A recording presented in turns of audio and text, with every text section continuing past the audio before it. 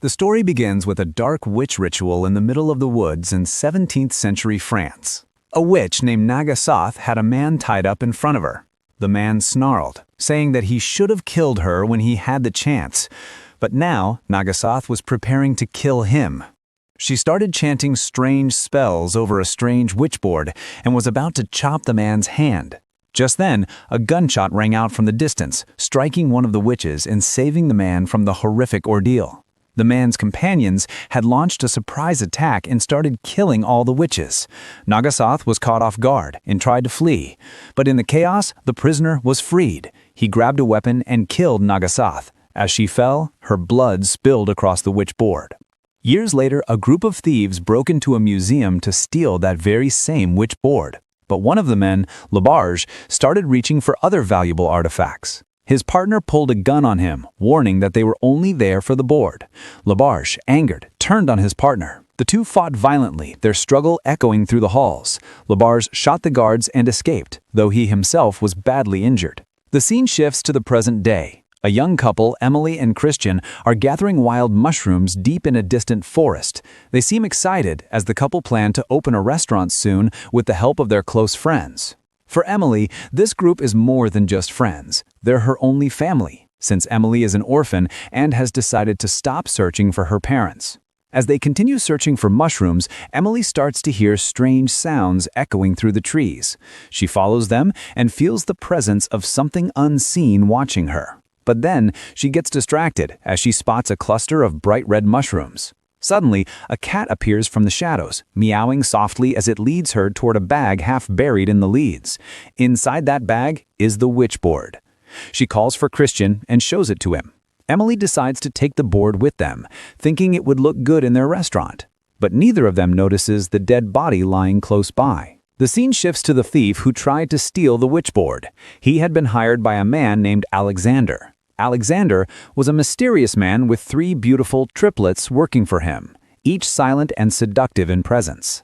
The thief tells him that Labarge had escaped with the board after assaulting him. But even so, Alexander begins a ritual over a strange map to locate the board, killing the thief as he sits trapped inside a star-shaped symbol. Meanwhile, Christian and Emily are hosting a trial dinner for their soon-to-be-open restaurant at their apartment. Friends and guests gather to taste their dishes. Among them is Christian's ex, Brooke, who was invited by their friend Richie.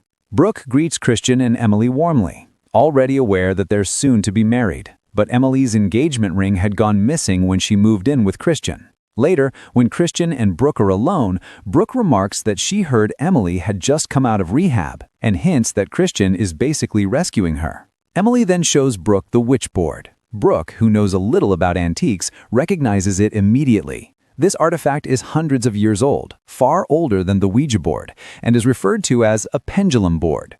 She explains how it works. By hanging a meaningful object over it and asking a question, the board reveals answers through the movement of the necklace toward the markings on it. Carved into its surface are ancient symbols for life, death, love, power, yes, and no. Emily places her cross necklace over the board and asks if their restaurant would be a success. The necklace doesn't move. She tries another question, asking if she would get married to Christian. Suddenly, the candles around them flare up, and a burning bird bursts out of the fireplace. Shocked, they rush to open the door and drive it outside. Brooke warns them, that's the thing about spirit boards. If you mess with them, you shouldn't be shocked when something actually answers back. The next day, Christian and his friends are busy experimenting in the kitchen, but Emily can't stop thinking about the witchboard.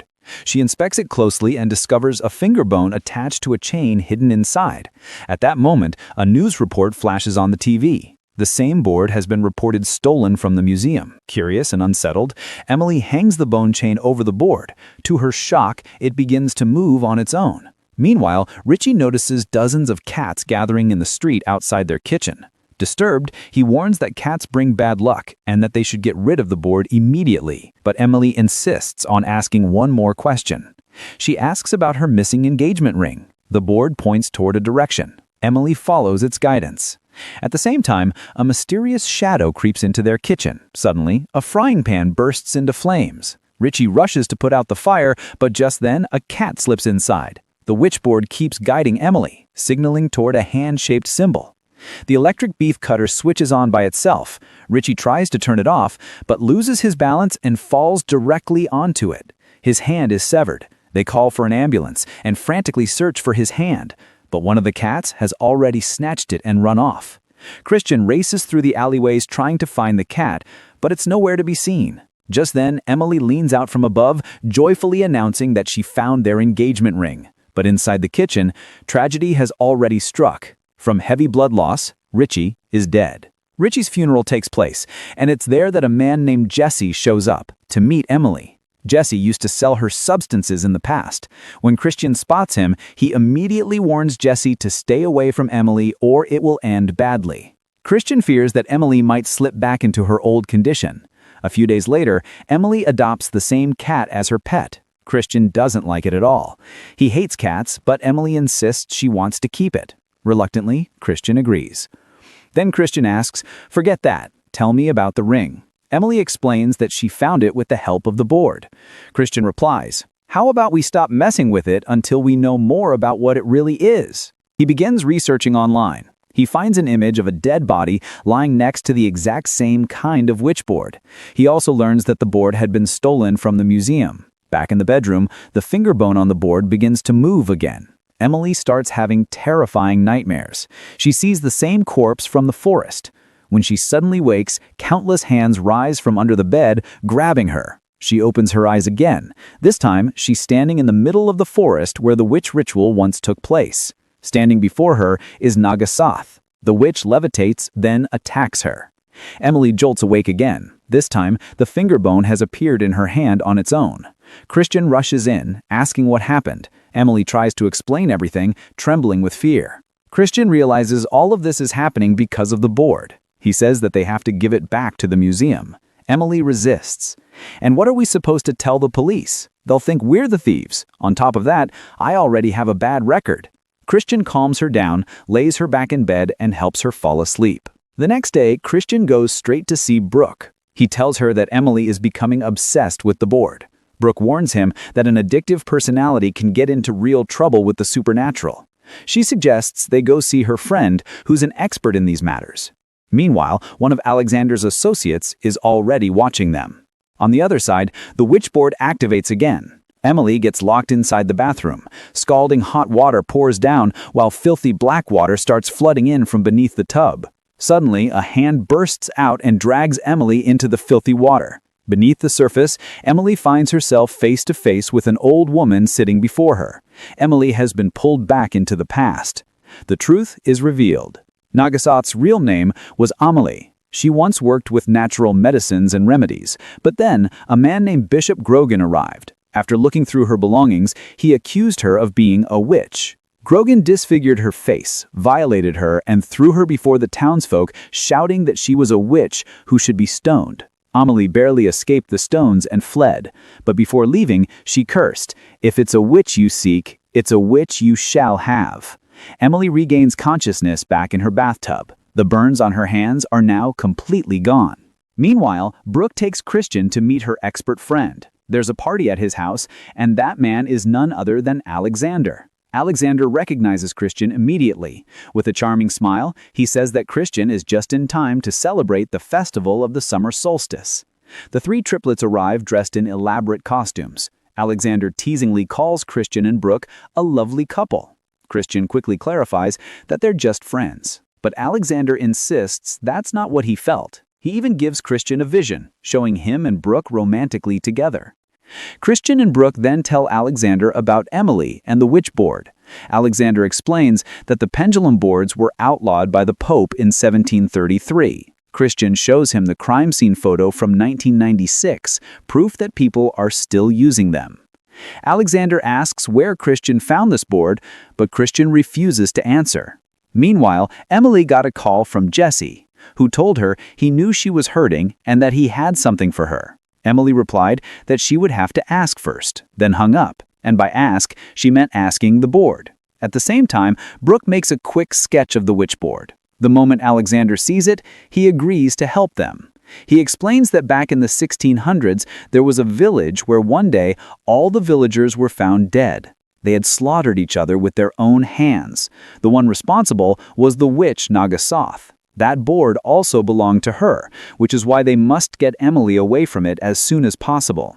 Alexander adds that his great-great-grandfather Bishop Grogan hunted Nagasoth and paid for it with his life. Later, when Christian returns home, Emily hugs him from behind. She's in a playful mood. Christian can't understand what's gotten into her. He asks if Jessie gave her something. Emily replied that the board had told her Jessie would never bother her again. The scene then shifts to Jesse. He attends a rooftop party where a man assigns him the task of injecting a girl. At that very moment, the witchboard suddenly points toward the symbol of death, and the same death cat appears near Jesse. Back at home, Emily's face momentarily transforms into Nagasoth's terrifying form. At the rooftop, just as Jesse raises the syringe to strike, the cat lunges at him. Jesse loses his balance, topples over the edge, and is impaled on a statue below, dying instantly. The board finally goes still. Emily snaps out of her trance and breaks down in tears, crying, "What did I do?" She remembers nothing. Christian gently reassures her that they'll fix whatever is happening to her. The next day, he brings Alexander and Brooke to their house. Alexander tells Emily that he has come to help her. He adds that she started using the board without guidance and that everything happening now is because of that, but he will help her complete this journey. He begins a ritual with Emily, saying that she is a vessel, that she is going to empty that vessel, and that he will then fill it with the one thing that truly belongs there. As Alexander starts the countdown, Emily's eyes grow heavy and she slowly drifts into unconsciousness. The scene then shifts back to the 1600s. Bishop Grogan has locked Nagasoth inside a cold prison cell. He demands that she demonstrate the use of the witchboard. Nagasoth begins the ritual before him, revealing that the finger bone on the board actually belongs to her.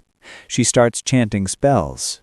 At the same time, Alexander chants the same incantations in the present. Both Nagasoth and Emily slip into deep trance states. Their spirits cross paths and they switch places. Nagasoth emerges into the present, though only Alexander realizes it. She hides the truth from everyone else and hands the witchboard over to him. With a sly smile, she invites Alexander to the restaurant's grand opening, telling him he must attend. Meanwhile, in the 1600s, Emily wakes up inside Nagasoth's body. Confused and horrified, she realizes her entire appearance has transformed. Bishop Grogan strikes her and declares that she will be burned at the stake. Emily thinks this must be a nightmare.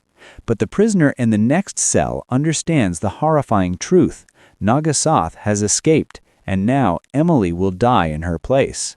Back in the present, Nagasoth returns to the same spot where the corpse once lay and collects bright red mushrooms. She brings them to the restaurant, claiming that Christian instructed they be used in today's menu. Moments later, a famous food critic arrives at the restaurant. Dressed in a hot, alluring outfit, Emily greets him with a smile. Alexander also shows up, and Brooke warmly welcomes him inside. Meanwhile, Christian and his team prepare the dish using the red mushrooms. But as Nagasoth carries the plate out, she suddenly begins to panic. Alexander steps closer and whispers, "Look at these people. Remember how they shamed you?" Instantly, memories of the villagers flood her mind, how they once pelted her with stones and called her a witch. Naga proceeds to serve the mushroom dish to the food critic, and soon every customer in the restaurant receives the same dish. But Alexander discreetly stops Brooke from eating it. One by one, the customers start behaving strangely. Confusion turns to chaos as the entire restaurant descends into madness. No one understands what is happening. Back at Alexander's house, the witchboard begins to move. The black cat leaps in through the window and slips back into the restaurant kitchen. From there, Nagasoth carries out another dish for the food critic. This time, it's Richie's severed hand, plated as if it were gourmet food. Inside the kitchen, one of Christian's friends suddenly bursts into hysterical laughter. She looks at Christian and sees his face twisted and monstrous, and then screams in terror. Out in the dining area, Chaos erupts as the customers turn on one another, violently attacking each other. On the side, Nagasoth stands chanting dark spells while the people continue transforming into monsters. Brooke watches the horror unfold before her eyes. Alexander grabs her, pulling her to safety, and drags Emily away with him, right in front of Christian. Christian fights off the crazed customers, but just then police officers storm in. He runs as they open fire, narrowly escaping the bullets. Brooke suddenly appears, rescuing Christian. She hides Christian in the trunk of her car and drives straight to Alexander's house. But once inside, she betrays him, handing him over. She tells Christian that Alexander doesn't want to kill him and advises him not to do anything stupid. Brooke had chosen to study the Wiccan arts under Alexander's guidance. Sometime later, Christian regains consciousness. He's tied to a chair, trapped within a star-shaped symbol drawn on the floor. Alexander stands before him and explains that Nagasoth needed to repeat her revenge in order to truly be reborn, and that he helped him return the one true witch to their world. Alexander reveals his plan: to become Nagasoth's master. "It is the destiny of my bloodline," he declares. Christian demands to know where Emily is. At that very moment, Emily is being dragged from a prison cell and tied to a wooden stake for execution. Flames rise beneath her as she screams in terror. Alexander tells Christian that the dead body from the 1996 photo belonged to a witch directly descended from Nagasoth's bloodline. That witch has had a young daughter who was sent to an orphanage, and that girl was none other than Emily. According to Alexander, everything that's happened was fate. At that moment, Nagasoth comes downstairs. Half of her face has already transformed into the witch's. She leans in and kisses Christian. The witchboard begins to move again. Through the kiss, Christian suddenly sees a vision of Emily burning alive at the stake. Christian fights back, pressing a knife to Nagasoth's throat and threatening to kill her. Alexander calmly replies, "Go ahead," certain that Christian wouldn't actually do it. Alexander then dresses himself in the garments of his ancestor, Bishop Grogan. The instant Nagasoth sees him, she recognizes him as Grogan himself. Furious, she lunges at Alexander, but the triplet sisters step in between them. Seizing the moment, Christian grabs the witchboard and hurls it into the fire. The board bursts into flames, and with it, Nagasoth is engulfed in fire. She screams as she's dragged back through the burning board, cast once again into the past. In that past, the villagers are stunned to see the witch still alive, her body refusing to burn. Bishop Grogan steps forward to finish the job and personally set her aflame, but Nagasoth grabs hold of him and together, both are consumed by the fire. In the present, Alexander shoots Christian. He rushes toward the fire, desperately trying to pull the burning board out, and manages to retrieve it, but from behind, Christian staggers to his feet and douses Alexander with alcohol.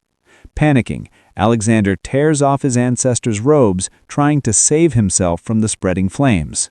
At that moment, Emily regains consciousness. She spots a gun lying nearby, grabs it, and points straight at Alexander. He tries to talk her down, using calm words to stall her, but Emily doesn't hesitate. She pulls the trigger and shoots him in the head. Alexander collapses, his blood spilling across the witchboard. Christian is gravely wounded, beyond saving.